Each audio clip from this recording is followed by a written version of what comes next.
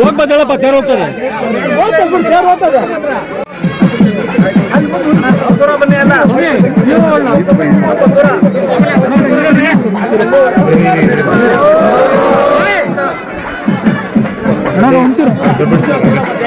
Sir.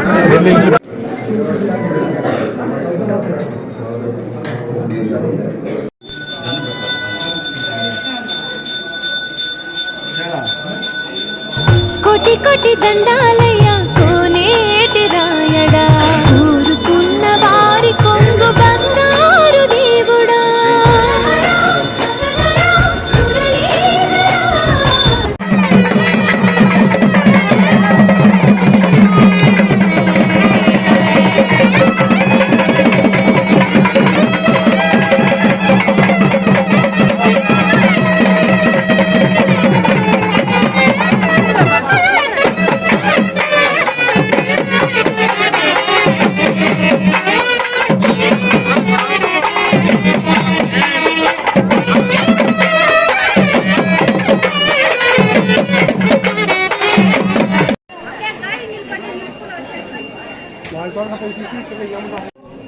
ಬೇಟರಾಯ ಸ್ವಾಮಿ ಜಾತ್ರೆ ಅಂದರೆ ಇತಿಹಾಸ ಪ್ರಸಿದ್ಧ.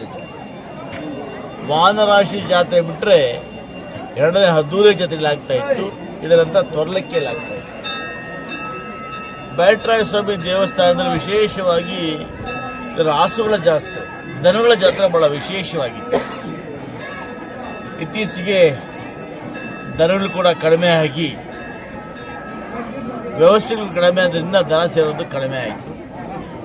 ಆದರೂ ಕೂಡ ಪ್ರತಿ ವರ್ಷದಂತೆ ಸುಮಾರು ನಾನು ಕೂಡ 35 ವರ್ಷಗಳಿಂದ ಈ ದೇವಸ್ಥಾನಕ್ಕೆ ಬಂದು ರಥೋತ್ಸವ ಕಾರ್ಯಕ್ರಮದಲ್ಲಿ ಭಾಗವಹಿಸಿ ಆ ದೇವರ ಆಶೀರ್ವಾದವನ್ನು ಪಡೀತಾ ಇದ್ದೇನೆ. ಈ ಒಂದು ದೇವಸ್ಥಾನ ಹಿಂದೆ ಬಹಳ ಶಿಥಿಲವಾಗಿತ್ತು.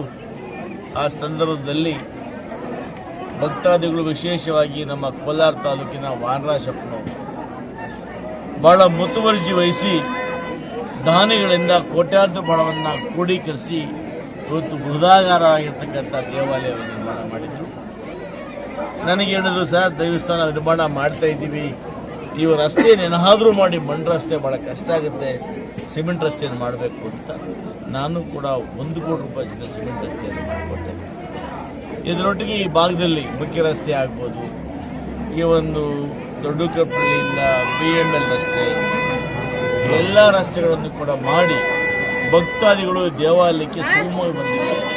ಎಲ್ಲ ವ್ಯವಸ್ಥೆಗಳನ್ನು ಕೂಡ ಇವತ್ತು ನಾವು ಮಾಡಿಕೊಟ್ಟಿದ್ದೇವೆ. ಇದರೊಟ್ಟಿಗೆ ಈ ಭಾಗದ ಅಧ್ಯಕ್ಷರು ಅಮರನಾಥ್ ಸಹಸಾಗತಕತೆಯಲ್ಲಿ ಅಮರನಾಥ್ ಅವರು ವಾನರಾಜ್ ಅವರು ಬೇಡಿಕೆ ಇಟ್ಟಿದ್ದಾರೆ.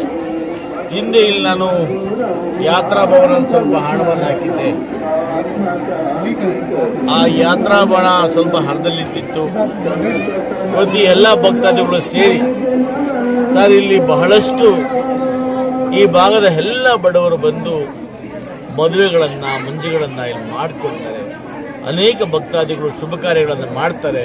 ಒಂದು ಚೌಲ್ಟ್ರಿ ಬೇಕು ಅಂತ ಕೇಳಿದ್ದೆ. ನಾನು ಈಗಾಗಲೇ 50 ಲಕ್ಷ ರೂಪಾಯಿ ಮಂಜೂರು ಮಾಡಿದ್ದೆ. ಇನ್ನೂ ಹೆಚ್ಚುವರಿಯಾಗಿ 1 ಕೋಟಿ ರೂಪಾಯಿ ಬೇಕು ಅಂತ ಅವ್ರ ಮನವಿಯನ್ನು ಕೊಟ್ಟಿದ್ದಾರೆ. ನಾವು ಇದು ಸಮಗ್ರವಾಗಿ ಒಂದು ಎಸ್ಟಿಮೇಟನ್ನು ಮಾಡಿಸಿ, ಒಂದು ಪ್ಲ್ಯಾನನ್ನು ಮಾಡಿಸಿ, ಖಂಡಿತವಾಗಲೂ ಕೂಡ 1 ವರ್ಷದೊಳಗಡೆ ಆ ಬೇಟರಾಯ ಸ್ವಾಮಿ ಆಶೀರ್ವಾದದಿಂದ ಇಲ್ಲಿ ಒಂದು ಬಡವರಿಗೋಸ್ಕರ ಒಂದು ಕಲ್ಯಾಣ ಮಂಟಪವನ್ನು ಕೂಡ ನಿರ್ಮಾಣವನ್ನು ಮಾಡ್ತೀವಿ. ವಿಶೇಷವಾಗಿ ಈ ದೇವಸ್ಥಾನ ಏನಪ್ಪ ಅಂದರೆ ಬಹಳ ಪ್ರಸಿದ್ಧ ದೇವಸ್ಥಾನ ನೋಡಿ. ಇವತ್ತು ಈ ದೇವಸ್ಥಾನ ವ್ಯಾಪ್ತಿಯಲ್ಲಿ ಇವತ್ತು ಪುರಸಭೆಯಲ್ಲಿ ಮತ್ತು ಈ ಭಾಗದ ಬಡವರಿಗೆ ನಿವೇಶನ ಕೊಡಲಿಕ್ಕೆ 10 ಎಕರೆ ಜಮೀನ ಸ್ವಾಧೀನಪಡಿಸಿದೆ. ಇದಕ್ಕೆ ಹೊಂದಿಕೊಂಡಂತೆ ಉತ್ತರ ಭಾಗದಲ್ಲಿ ಇವತ್ತು 300 ಎಕರೆಯಲ್ಲಿ ಒಂದು ಟೌನ್ಶಿಪ್ ಅನ್ನು ಮಾಡಬೇಕು. ಬಹುಶಃ ಟೌನ್ಶಿಪ್ ಇದೆಲ್ಲ ಹಾಕ್ಬಿಟ್ರೆ ಈ ದೇವಾಲಯಕ್ಕೆ ದೊಡ್ಡ ಮಹತ್ವ ಬರ್ತದೆ. ಇವತ್ತೇನು ಭಕ್ತಾದಿಗಳು ಕರ್ನಾಟಕ ರಾಜ್ಯದಿಂದ ಕೂಡ ಈ ದೇವರಿಗೆ ಭಕ್ತರಿದ್ದಾರೆ.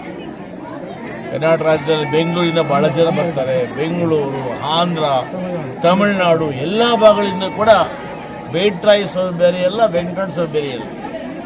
ಬೇಟರಾಯ ಸ್ವಾಮಿ, ವೆಂಕಟೇಶ್ವರ ಸ್ವಾಮಿ ಎರಡೂ ಬಂದೆ. ಹೀಗೆ ಇವತ್ತು ಬಹಳ ಪ್ರಸಿದ್ಧವಾಗಿರ್ತಕ್ಕಂಥ ದೇವಸ್ಥಾನ. ಬಹುಶಃ ಮುಂದೊಂದು ದಿವಸ ಇದು ಒಂದು ಯಾತ್ರಾ ಸ್ಥಳವಾಗಿ, ಪ್ರಸಿದ್ಧ ಪುಣ್ಯ ಸ್ಥಳವಾಗಿ ಖಂಡಿತವಾಗ್ಲೂ ಆಗ್ತದೆ ವಿಶ್ವಾಸ ನಮಗಿದೆ. ನಾವು ನೋಡಿದಾಗೆ 40 ವರ್ಷಗಳಿಂದ ದೇವಸ್ಥಾನವೇ ಬೇರೆ, ಇವತ್ತೇ ಬೇರೆ. 40 ವರ್ಷದ ಬಂದಾಗ ಇಲ್ಲಿ ನಾವು ಹತ್ತ ಕೂಡ ಹಾಕ್ತಾ ಇರಲಿಲ್ಲ, ಮೆಟ್ಲು ಸರಿಯಾಗಿ ಮೆಟ್ಲಿರಲಿಲ್ಲ, ಮಣ್ಣು ಮೇಲೆ ಹತ್ಕೊಂಡು ಬರ್ತಾ ಇದ್ವಿ. ಅದಾದ ನಂತರ ಮೆಟ್ಲು ಮಾಡಿಸಿದ್ರು. ಆಮೇಲೆ ನಾನೇ ಶಾಸಕ ಆದಮೇಲೆ ಮಣ್ಣು ರಸ್ತೆಯನ್ನು ಮಾಡಿಸಿದೆ. ಅದಾದಮೇಲೆ ಇವರೆಲ್ಲ ಕೂಡ ಸರ್ ಮಣ್ಣು ರಸ್ತೆ ಮಳೆಗಾಲ ಕಷ್ಟ ಆಗುತ್ತೆ, ಸಿಮೆಂಟ್ ರಸ್ತೆ ಮಾಡಿದ್ದೀವಿ. ಹೀಗೆ ದೇವಸ್ಥಾನ ದಿನೇ ಆ ವೆಂಕಟರಮಣ ಸ್ವಾಮಿ ಬ್ಯಾಟರಾಯ ಸ್ವಾಮಿ ಕೃಪೆಯಿಂದ ಬಹಳ ದೊಡ್ಡದಾಗಿ ಬೆಳೀತಾ ಇದೆ. ಈ ದೇವರ ಕೃಪೆಯಿಂದ ಈ ಉತ್ತರ ಭಾಗದಲ್ಲಿ ಒಂದು ಟೌನ್ಶಿಪ್ ಆಗಿ ಆ ಮುಖೇನ ಈ ಭಾಗದ ಸಾವಿರಾರು ಯುವಕರಿಗೆ ಕೆಲಸ ಸಿಕ್ಕರೆ ಬಹುಶಃ ಸಾರ್ಥಕ ಆಗ್ತದೆ ಅಂತ ನಾನು ಅದನ್ನು ಭಾವಿಸ್ತೇನೆ. ಹಾಗಾಗಿ ಬ್ಯಾಟರಾಯ ಸ್ವಾಮಿ ಕೃಪೆ ಎಲ್ಲರ ಮೇಲೂ ಇರಲಿ. ಈ ಸಕಾಲಕ್ಕೆ ಮಳೆ ಬೆಳೆ ಆಗಲಿ, ಈ ಒಂದು ಭಾಗದಲ್ಲಿ ಸುಖ ನೆಮ್ಮದಿ ಶಾಂತಿಯನ್ನು ಕೊಟ್ಟು ಆ ದೇವರು ಕಾಪಾಡಲಿ ಅಂತೇಳಿ ನಾನು ಕೂಡ ಜನರ ಪರವಾಗಿ ನನ್ನ ಪರವಾಗಿ ಪ್ರಸಿದ್ಧ ಪುರಾಣ ದೇವರಾಗಿರ್ತಕ್ಕಂಥ ಬ್ಯಾಟರಾಯ ಸ್ವಾಮಿ ಪಾದಾಂಗಗಳಲ್ಲಿ ನಮಸ್ಕರಿಸ್ತಾ ಬೇಡ್ತೇನೆ.